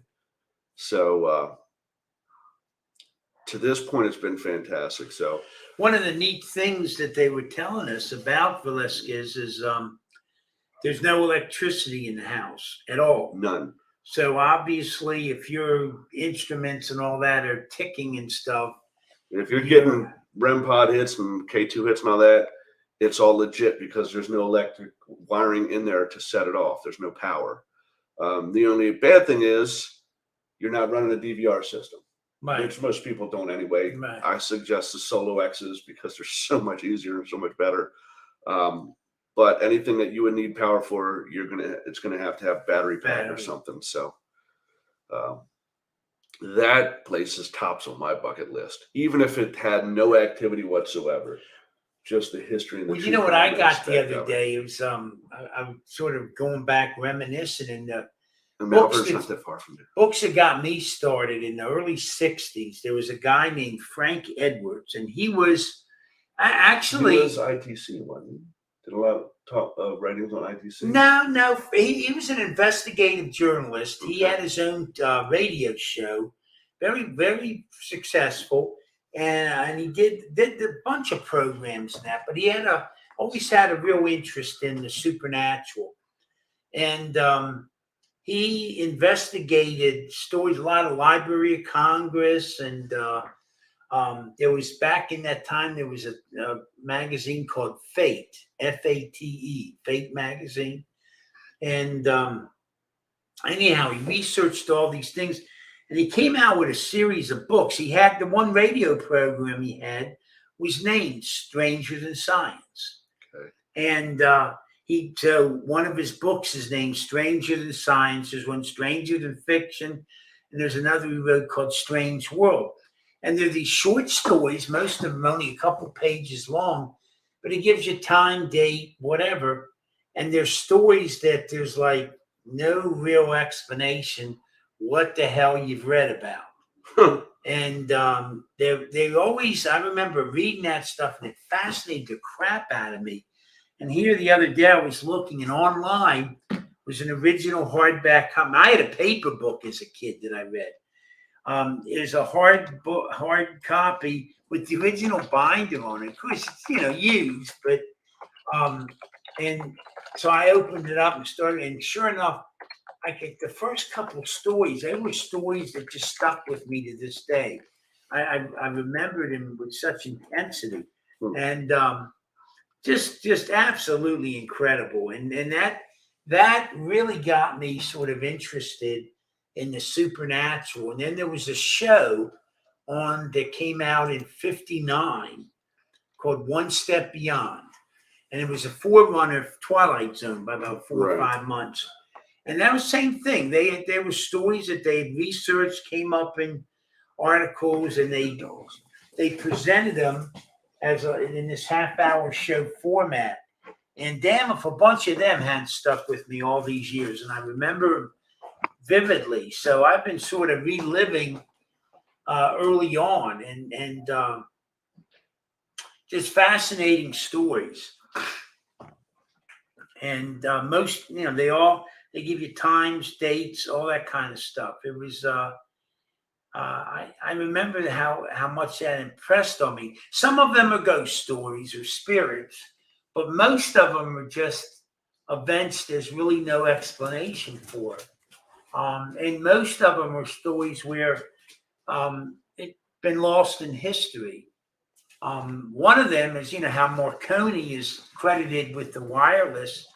It was actually a farmer from the Midwest who developed a transmitting device to talk through, like a wireless phone, many years before Marconi. And he actually demonstrated it to a number of individuals and never got credit. For some reason, it never took off. Most people thought it was a hoax.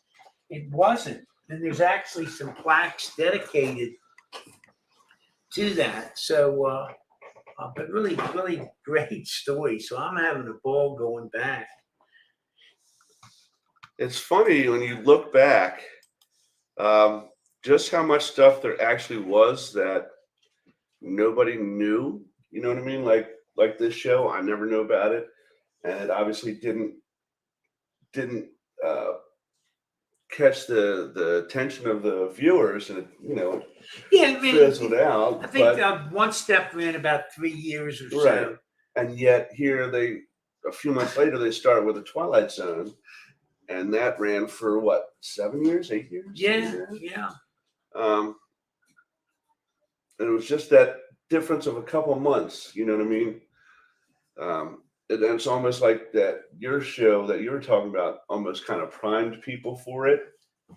And once it piqued their interest, then, hearing this one. What is sort of nice in a few of these episodes of One Step Beyond, there were notable psychics of that time period. One of them's name was Peter Herkos.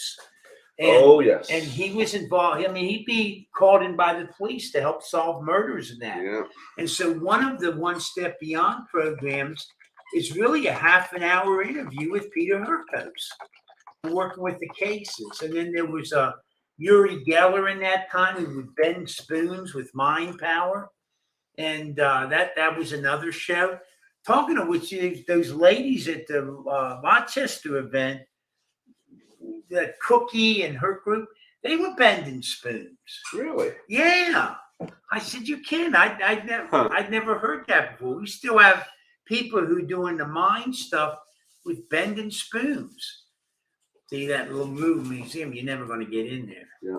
Probably, that would be off the freaking charts, but you're never going to get in there.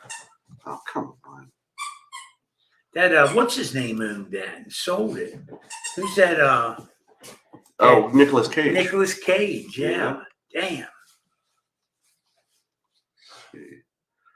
Bodie, California. I've never heard of it. No. Bonaventure Cemetery in Savannah, Georgia. Been in that. Yes, I have. Cahaba, Alabama. I know exactly where that is. It's an old, yeah. Abandoned after the Civil War. Yep. Yep.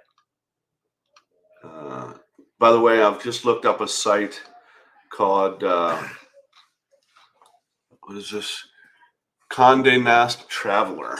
32 most haunted places in America. See, what was the next one? I've been there. Calcasieu Courthouse, Lake Louisiana. Charles, Louisiana. Yeah. Crescent Hotel, Eureka Springs, I Arkansas. have not been to that. I know about it. Though. The Dock Street Theater, Charleston, South Carolina. I haven't been to that. The Driscoll, Been Austin, in it, Texas. yes. We spent the night there. That's cool. Really? Yeah, it's a hotel. All done. It used to be a bank. They have the bank vaults in it still. Eastern State Penitentiary. Yeah. Emily's Bridge, Stowe, Vermont. No, Gettysburg, of course. Honolulu International Airport, Hawaii. I've been there never been dozens there. of times and had no idea it was haunted. Dog. Really? You had to pick the one that squeaks. Hotel Monte Vista, Flagstaff, Arizona. House of the Seven Gables, Salem, Yes, Massachusetts. I've been Now, there. what is that? Now, That's, I know that was inspired a book, Hawthorne. right? What's William Hawthorne? Nathaniel Hawthorne? That's his house. It was used in the Underground Railroad. It's right there in Salem Harbor, and there's a widow's walk there. And there's a spirit of a lady whose husband was a sea captain and fell. Yeah, they actually a couple times a year they have Twilight Candle investigations. Laura says her dogs heard the squeaks and they come running and going crazy. Lincoln Park Zoo in Chicago, Illinois. I've never been to Chicago. Never been. Afraid to I get don't, shot. yeah, I don't want to go there. Lizzie Borden Been Bed and there, Breakfast. yeah. Never been. Mark Twain House, Hartford, Connecticut. I have not been there. He lived in this house from 1874 to 1891. So he started living in that house literally 100 years before I was born. Okay. And that's where he wrote both Adventures of Huckleberry Finn and The Adventures of Tom Sawyer. Masonic temples all over the Masonic place. temples in Detroit, Michigan again. The one Don't I've wanna been in get the one shot. in Alexandria. That's really Well, there's the one over in Chambersburg Been supposed to there. be very, Tonopath. the Mitzpah Mitzpah Hotel, been Tonopah, Myrtle's Plantation, Been St. there. Francisville, Louisiana. Yeah. High State Dormitory, Been been there a there. couple times. That very active. One if by land, two if by sea, New York City. Nah, I'm not. One often considered one of the world's most romantic restaurants. Has all the makings of perfect eating: gold chandeliers, fireside tables, upper crust cuisine, and about 20 ghosts. More playful than malicious, paranormal activity is a classic phantom pranks like flickering lights, tilting picture frames, and moving plates. Some of the most famous apparitions include a woman dressed in black who walks down the staircase and a Ziegfeld Follies girl. I don't know what that is. Yeah, Is that that was like the old Can girls? Lucille Ball was a Ziegfeld Follies going in there early on as dancers. Wasn't nudity of that. It was Right. just up in New York. It was like a big dance presentation. That Okay. was a way to get yourself started in show business. Other people claim that Aaron Burr haunts the restaurant. It was his carriage house back in the day, after all. Sadly, there are no reports of him. No. Yeah. Thank you. No reports of him performing any songs from the Hamilton soundtrack. Pine Barrens, New Jersey, of Yeah. course. Pittock Mansion, Portland, Oregon. I've never been to Oregon. The Red Onion Saloon, Skagway, Alaska. Mike, that's up your neck of the woods, or at least where you used to be. Queen Mary, of course. San Fernando Cathedral, San Antonio, Texas. We've been there. We've been there. Yes, we We have. both have. We were both there, actually. Yeah, Sheffield Island Lighthouse in Norwalk, Connecticut. I have not. Stanley Hotel, of course. Yeah. St. Augustine Lighthouse, I've been been there. That is that's one of those places where you walk in, and even if you don't know anything about paranormal, you just walk in, you're just like, something feels a little off here. Mike said that's a block away, the Red Dog Saloon. Ah, No, this one's called the Red Onion Saloon, my friend. Unless they changed the name since this article was written, maybe. Trans-Allegheny, another one on my bucket list. we have not been there. That's certainly one we would like to attend. Yes. Been there, Whaley House, Whaley San House, Diego. I've been Yeah. there. Winchester Mystery House, Mystery, you've I've been been there. there. So there's that one. And then let's see. I've been quite a few of them. Must be nice. I don't have that kind of time and money yet. I'm working on it. Let's see. Creepiest places to visit in every state. Here we go. Alabama, Maple Hill Cemetery. Alaska is the Alaskan Hotel. Arizona, Jerome Grand Hotel. Arkansas is the Arlington Hotel. California, Turnbull Canyon. Never heard of. Colorado is the Stanley. Connecticut is the 1754 house, known as the Evergreen Inn and later the Curtis House Inn, before reopening as the 1754 house in 2020.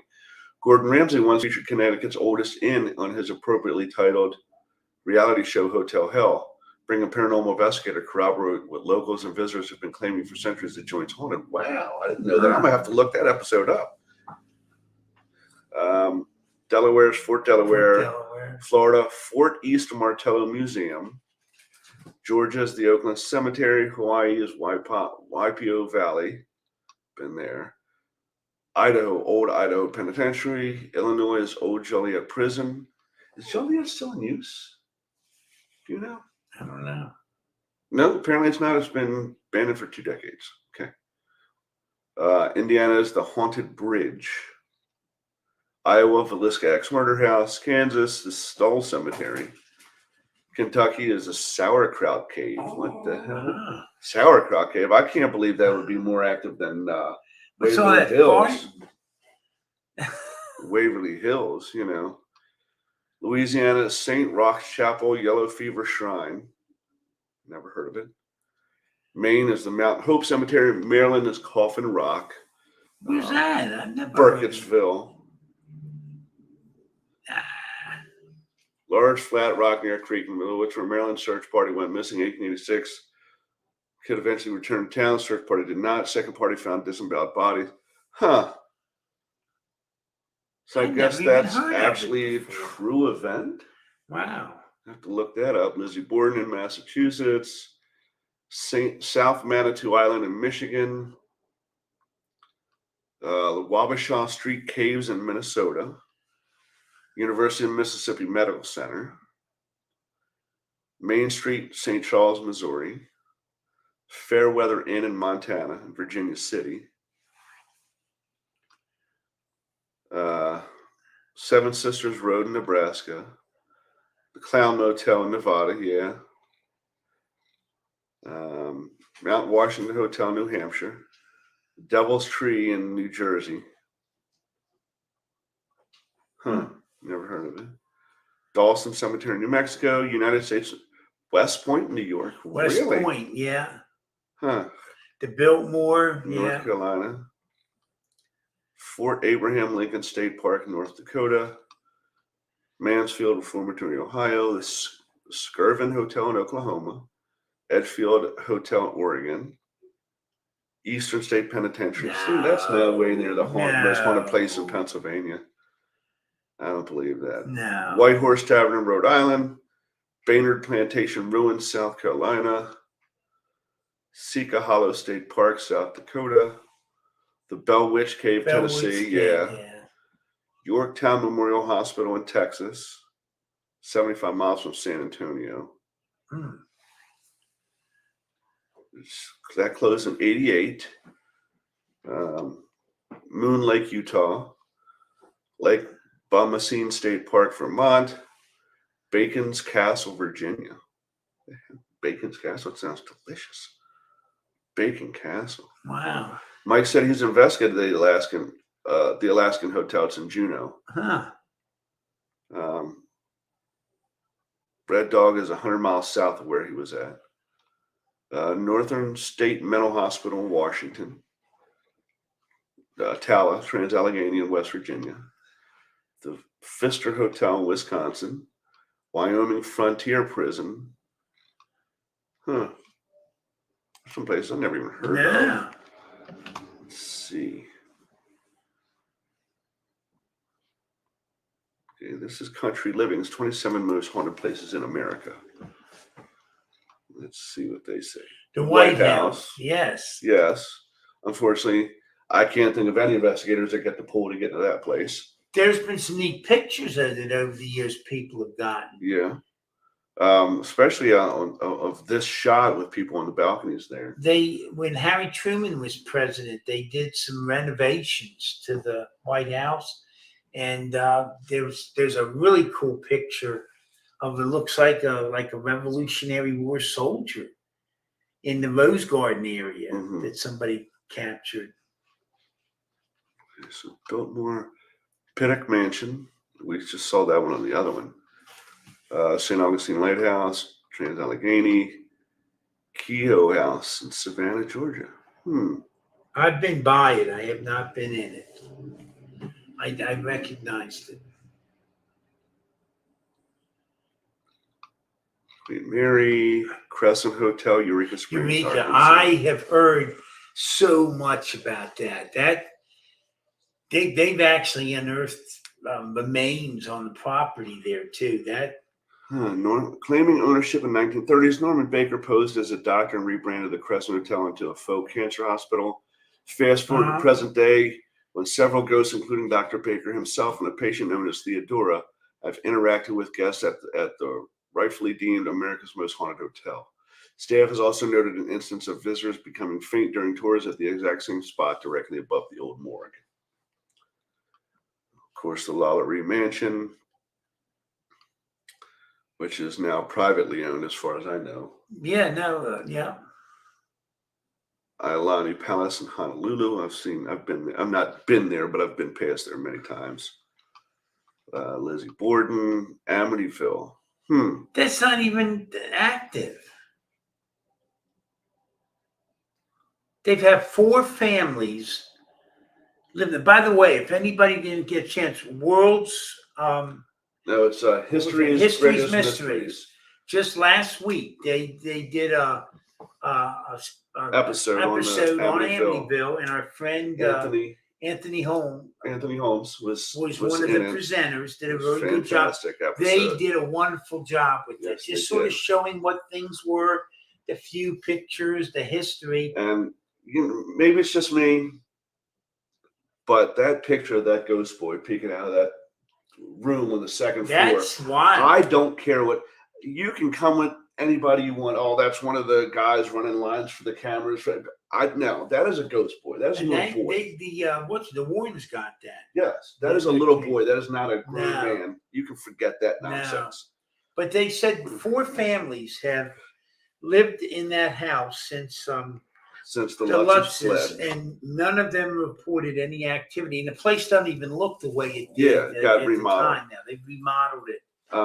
Now, might that be attributed to what Ed and Lorraine did there? That it's not "quote unquote" active anymore? Well, that or George Lutz himself, had he done stuff, Yes. because he was He involved was into dark arts in and dark occult. arts and occult. So Yeah, Lutz may have brought that on himself. this is true. I do remember the author Belanger, Jeff Belanger? Jeff Belanger wrote, he was the last person to interview George Lutz alive. And I was at a conference he was at, and he was stating to our group that he obviously couldn't say exactly what George Lutz had encountered, but it was his opinion that he had encountered something that had really, really influenced and terrorized him. I mean, so Right. in his mind, whatever happened was real. And see, I think whatever happened there did happen, but knowing now what I didn't know years ago, that George was into Yeah, I didn't know that. the dark magic and the occult, I think it's very safe to say that whatever happened there only happened because of what he was doing. He brought on that family. You're gonna have to come over and So- say hi to Badness. She misses you. The Grove in Jefferson, Texas. Huh. See, Eastern State is not that. No, I don't. I mean, I've never been in there, so I can't. But just from people that I've heard, it's not that big a deal. No, Grove Park Inn in Asheville, North Carolina. That looks fantastic. does. Winchester Mystery House, the Whitney Restaurant. Look at that, Detroit, Michigan. Wow. Barrahack Settlement in Pomfret, Connecticut. Once a village of Welsh settlers, this set of ruins in Pomfret, Connecticut is now nicknamed the Village of Ghostly Voices for its infamous paranormal activity. Rumors of bizarre sounds and visits from creepy creatures. Though it was once a tourist attraction for ghost hunters and teens looking for thrills, it now currently closed to the public. Well, this is probably all the teens leaving beer cans and shit like that out there. The Don Caesar Hotel in St. Petersburg, Florida. Hey, whoa, no.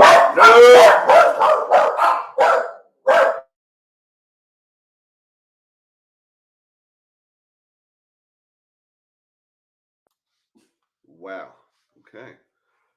The Stanley Hotel, of course. Vulture Gold Mine in Wickenburg, Arizona. You familiar with that one? No. Dating back to 1863, this gold mine was once a bustling hub in Wickenburg, Arizona, filled with workers, but now only phantoms lurk there, according to the local rumors. Crew members from the Travel Channel's Ghost Adventures even caught some scary sights and sounds on audio and video back in 2010. See it all for yourself with a guided tour of the mine and its ghost town, which are offered throughout the year. Waverly Hills, that's the one I'm talking about. The only problem with Waverly Hills is you have to do it during the week because weekends is all Did you public. hear what happened? There was a group of our friends down there in Florida who had been up at the Lookout House. Marie and Earl. Yeah, they had a group of friends who went like a couple days after them. They tornado warnings. They had to put everybody out In through the death tunnel. Yeah. The Emlyn Physic Estate in Cape May, New Jersey. This Victorian home turned museum is just one of the many local haunted attractions in historic Cape May, New Jersey.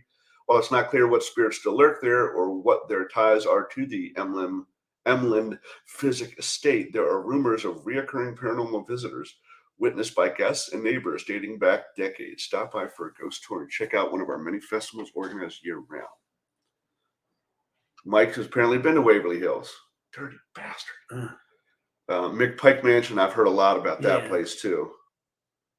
The Peyton Randolph House in Williamsburg, Virginia, I've heard that before. It's in Colonial Williamsburg. record of American Revolution General Marquis de Lafayette staying there, which was full of spooky phenomena he documented in a journal, according to the home's tour guide organization. Huh. So then you're telling me that the hauntings at the Peyton Randolph house predate the Revolutionary War. Wow. Mike said he was alone in the entire building for almost 2 hours. Waverly Hills. How the hell did you manage that? How did you manage to get alone in there for 2 hours? That's crazy. Let's see. 15 most haunted places in the U.S. for ghost hunters. Okay. Salem, Pine Barrens, Savannah, Crescent Hotel in Eureka Springs, Arizona, Gettysburg, St. Augustine, Atchison, Kansas. Spirits of McIntyre Villa in Atchison, Kansas bring all the chills. Drastic changes in temperature, the whiff of a powdery woman's perfume, voices of past inhabitants, lights flickering on and off, and shadowy figures seen from windows. These are just a few of the reported supernatural experiences visitors report after walking through the old boarding house. 5 minutes away near Amelia Earhart's childhood home, even creepier hauntings happen at that's 5 minutes from the Sally house. Of course. Yeah. Huh. He says, I accidentally went in on purpose when the group I was with went out for an extended break. Mackinac Island. Yeah, I've heard about that. Hotel Monte Vista in Flagstaff. That looks familiar, this building. Like I've seen it in a movie or something. Mansfield, of course. Bachelor's Grove, you've been there, right? Mm-hmm. You did some graveside Fasselbox sections in Bachelor's Grove, didn't you? Who'd you get the most activity from? Would you say? Just no specific names. Just. I thought there were some.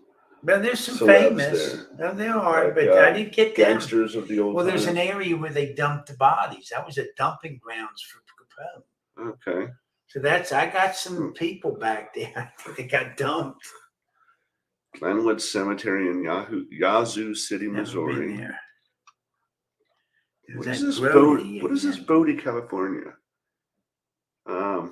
Bodie, once a booming mining town, rose to 10,000 in population when gold was found in its hills.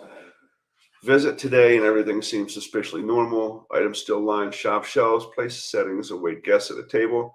Homes are furnished with gorgeous antique furniture. What's abnormal, however, is that Bodie is a ghost town. Like many towns during the gold rush, it was abandoned in a rush, and its last residents fled after a 1932 fire, destroying all but 5% of its buildings.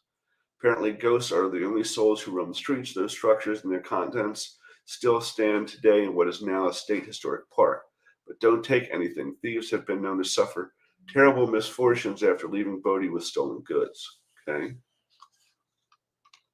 Stowe, Vermont. Small town known as the ski capital of the East. Plenty of powder, but has its own share of haunted history. Emily's Bridge, covered bridge that, according to legend, was the site of a suicide spurred by unrequited love. Isn't every bridge got one of those? Yeah. Crybaby bridges. There's also Green Mountain Inn, where some say the ghost of Boots Berry can be heard tap dancing on the roof during snowstorms. And the Brass Lantern Inn, an 1810 farmhouse turned B&B, where guests have heard loud voices from vacant rooms. Burkittsville, get out! Yeah. Come on, we've been to Burkittsville. Bunk.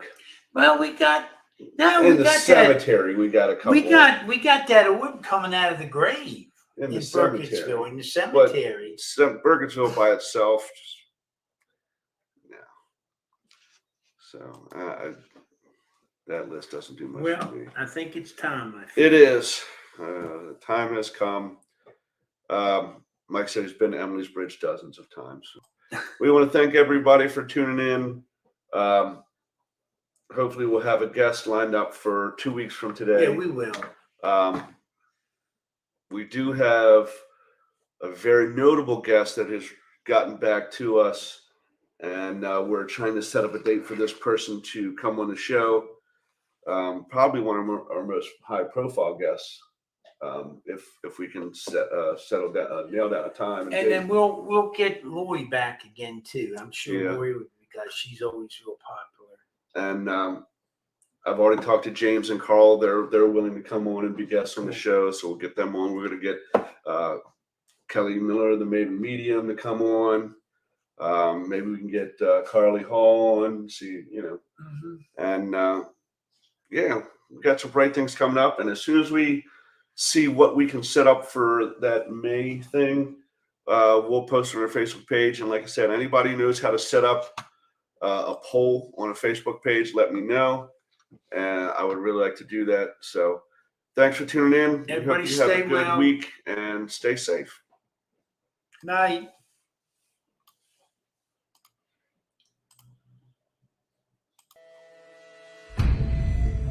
Thank you for joining Dave and Jim on Doorway to the Dead. Catch us next week right here at 8 p.m. every Thursday as we open the door to paranormal discussion and more.